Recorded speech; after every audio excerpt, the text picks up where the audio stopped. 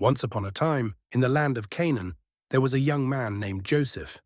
Joseph was the son of Jacob, also called Israel, who loved him more than any of his other sons.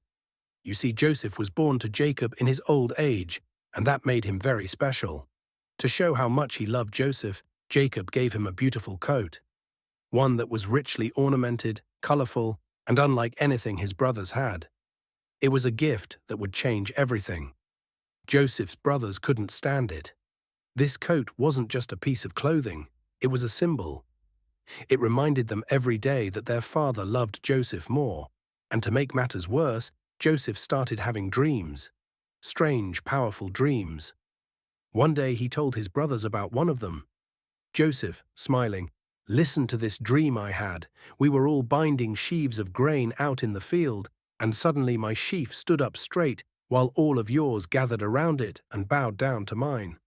Brother one, angrily, "Do you think you're going to reign over us, rule us? Who do you think you are?" The brothers were furious. The dreams didn't stop, though. Another time, Joseph dreamed that the sun, moon, and 11 stars were bowing down to him. Even Jacob was puzzled by this one. Jacob, confused, "Joseph, are you saying that your mother, your brothers, and I will bow down to you?" But Jacob kept these things in his mind. The brothers, on the other hand? They were done. Their jealousy had turned into hatred. One day Jacob sent Joseph to check on his brothers who were out in the fields tending the flocks. When they saw Joseph coming from far off, they made a wicked plan. Brother two, whispering, "Here comes the dreamer. Let's kill him and throw him into a pit. We'll tell father that a wild animal got him. Then let's see what becomes of his dreams." But not all of the brothers wanted Joseph dead. Reuben, the eldest, spoke up. Reuben, "No, don't kill him. Let's just throw him into this empty pit here. We don't need his blood on our hands." So when Joseph arrived, they ripped off his beautiful coat and threw him into the pit. Reuben hoped to come back later and rescue him, but things took a turn. As they sat down to eat, a group of Ishmaelite traders passed by on their way to Egypt. Judah, another brother, had an idea.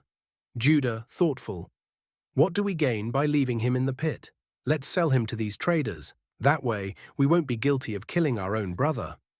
The brothers agreed. For 20 pieces of silver, they sold Joseph into slavery, and he was taken to Egypt. They smeared his coat with goat's blood and brought it back to Jacob. Jacob, crying, "It is my son's coat. A wild animal has surely devoured him." Jacob was heartbroken, and the brothers let him believe Joseph was gone forever. In Egypt, Joseph was sold to Potiphar, an officer of Pharaoh and captain of the guard. Even though Joseph had lost everything, God was still with him. Joseph worked hard, and Potiphar noticed that everything Joseph did succeeded. So Potiphar put him in charge of his entire household. But trouble came again. Potiphar's wife falsely accused Joseph of wrongdoing, and Potiphar had him thrown into prison. Even in prison, God was with Joseph. The prison warden saw that Joseph could be trusted, so he put him in charge of the other prisoners. One day, Pharaoh's cupbearer and baker were thrown into the same prison. Both of them had strange dreams, and Joseph, with God's help, explained their meanings. Joseph, "Cupbearer, in 3 days you'll be restored to Pharaoh's service. Baker, in 3 days you'll be executed." And it happened just as Joseph said. Joseph asked the cupbearer to remember him when he returned to Pharaoh, but he forgot. For 2 years.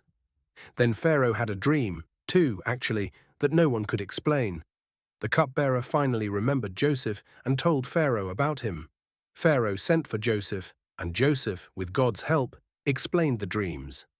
Joseph, "Pharaoh, your dreams mean that there will be 7 years of abundance in Egypt, followed by 7 years of severe famine. You must prepare during the good years so you can survive the bad ones."